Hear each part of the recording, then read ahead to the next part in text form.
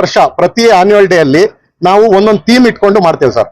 ಹೋದ ವರ್ಷ ಎಲ್ಲ ನಾವು ಕಮ್ಯುನಿಟಿ ಹೆಲ್ಪರ್ಸ್ಗೋಸ್ಕರ ಮಾಡಿದ್ವಿ. ಅಂದ್ರೆ ಒಬ್ಬ ಸ್ವಚ್ಛತಾ ಕೆಲಸಗಾರನ ಇಂದ ಹಿಡಿದು, ಒಬ್ಬ ನರ್ಸ್ ಇಂದ ಹಿಡಿದು, ಇಲ್ಲ ಒಬ್ಬ ಆಟೋ ಡ್ರೈವರ್ ಇಂದ ಹಿಡಿದು, ಸೋಷಿಯಲ್ ಅಲ್ಲಿ ಸಮಾಜದಲ್ಲಿ ಒಂದು ಅವ್ರನ್ನ ಯಾರು ಗುರುತಿಸಿರಲ್ಲ, ಆದ್ರೆ ಅವರ ಪಾತ್ರನೂ ತುಂಬಾ ಇಂಪಾರ್ಟೆಂಟ್ ಆಗುತ್ತೆ.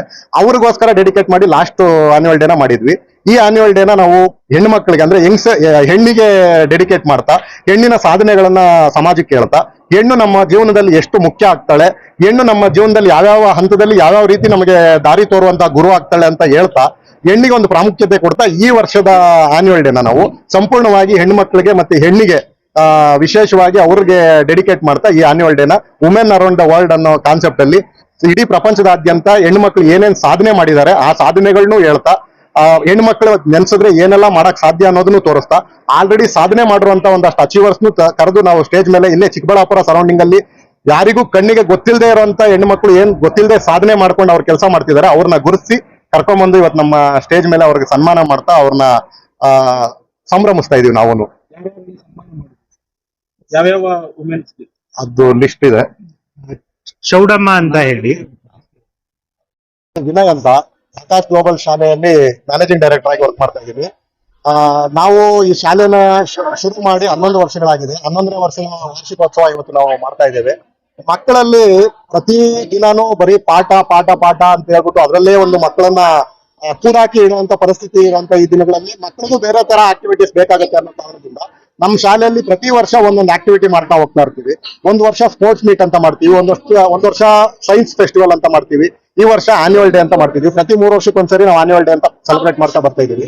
ಮಕ್ಕಳಲ್ಲಿರುವ ಎಲ್ಲಾ ಕಲೆಗಳನ್ನ ಮತ್ತೆ ಅವರ ಎಲ್ಲಾ ಒಂದು ಶಿಕ್ಷಣೇತರ ಚಟುವಟಿಕೆಗಳನ್ನ ಅವ್ರಿಗೊಂದು ಸ್ಟೇಜ್ ಕೊಡೋದಕ್ಕೋಸ್ಕರ, ಆ ಶಿಕ್ಷಣೇತರ ಚಟುವಟಿಕೆಗಳು ನಮ್ಮ ಮಕ್ಕಳು ಎಷ್ಟು ಚೆನ್ನಾಗಿ ಮಾಡ್ತಾ ಇದಾರೆ ಅನ್ನೋದನ್ನ ತೋರಿಸೋದಕ್ಕೆ ಮತ್ತೆ ಅವ್ರಿಗೊಂದು ಕಾನ್ಫಿಡೆನ್ಸ್ ಕೊಡೋದಕ್ಕೋಸ್ಕರ ನಾವೊಂದು ವಾರ್ಷಿಕೋತ್ಸವ ಅಂತ ಮಾಡ್ತಾ ಇದೀವಿ. ಪ್ರತಿ 3 ವರ್ಷಕ್ಕೊಂದ್ಸರಿ ವಾರ್ಷಿಕೋತ್ಸವ ಮಾಡ್ತೀವಿ. ಇವತ್ತಿನ ವಾರ್ಷಿಕೋತ್ಸವದ ವಿಶೇಷತೆ ಏನು ಅಂತಂದ್ರೆ, ಇದನ್ನ ನಾವು ಈ ವಾರ್ಷಿಕೋತ್ಸವನ ವುಮೆನ್ ಅರೌಂಡ್ ದ ವರ್ಲ್ಡ್ ಅನ್ನುವಂತ ಒಂದು ಥೀಮ್ ಅಲ್ಲಿ ಮಾಡ್ತಾ ಇದೀವಿ.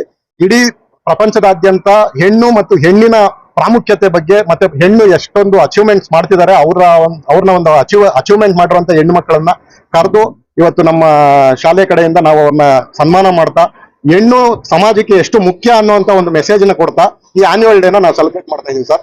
ಮಕ್ಕಳೆಲ್ಲ ತುಂಬಾ ಚೆನ್ನಾಗಿ ಸಾಂಸ್ಕೃತಿಕ ಕಾರ್ಯಕ್ರಮಗಳಿಗೂ ರೆಡಿ ಆಗಿದ್ದಾರೆ. ಈಗ ಫಾರ್ಮಲ್ ಫಂಕ್ಷನ್ ಮುಗಿದ ನಂತರ ಕಲ್ಚರಲ್ ಇವೆಂಟ್ ಸ್ಟಾರ್ಟ್ ಆಗುತ್ತೆ. ಆ ಕಲ್ಚರಲ್ ಇವೆಂಟ್ ನಾವೆಲ್ಲ ನೋಡ್ಕೊಂಡು ಹೋಗ್ಬೇಕು ಅಂತ ಕೇಳ್ಕೊತೀವಿ. ಆಕಾಶ್ ಗ್ಲೋಬಲ್ ಶಾಲೆಯಲ್ಲಿ ಪ್ರಿನ್ಸಿಪಲ್ ಆಗಿ ವರ್ಕ್ ಮಾಡ್ತೀನಿ. ಸೊ ಇವತ್ತಿನ ವಾರ್ಷಿಕೋತ್ಸವದಾಗಿ ನಾನು ಹೇಳ್ಬೇಕು ಅಂತಂದ್ರೆ, ವುಮೆನ್ ಅರೌಂಡ್ ದ ವರ್ಲ್ಡ್ ನಮ್ FD ಸರ್ ಆಲ್ರೆಡಿ ಹೇಳ್ದಾಗೆ ಯಾಕೆ ನಾವ್ ಈ ಥೀಮ್ ನ ಸೆಲೆಕ್ಟ್ ಮಾಡಿದೀವಿ ಅಂತ ಅವ್ರು ಹೇಳಿದ್ದಾರೆ.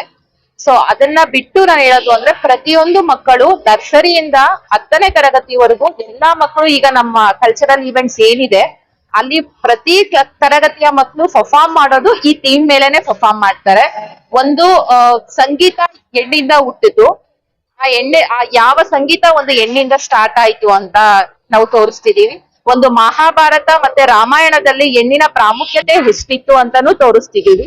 ಅದಷ್ಟೇ ಅಲ್ಲ, ಈಗ ನಮ್ಮ ಇಂಡಿಯಾದಲ್ಲಿ ಎಷ್ಟು ಜನ ವುಮೆನ್ ಅಚೀವರ್ಸ್ ಇದ್ದಾರೆ, ಅವ್ರು ಯಾವ ತರ ಮೇಲೆ ಬಂದ್ರು, ಅವ್ರು ಎಷ್ಟು ನೋವು ಪಡ್ತಿದ್ವಿ, ಎಷ್ಟು ಒಂದು ಪ್ರಶಂಸೆನ ತಗೊಂಡು ಬಂದಿದ್ದಾರೆ ಅಂತ ಹೇಳ್ತಿದೀವಿ. ಹಾಗೇನೆ ಒಂದು ತಾಯಿ ಮನೆಯಲ್ಲಿ ತಾಯಿ ಒಂದು ಮಗುನ ಸಾಕ್ಬೇಕಂದ್ರೆ ಎಷ್ಟು ಕಷ್ಟ ಆಗುತ್ತೆ.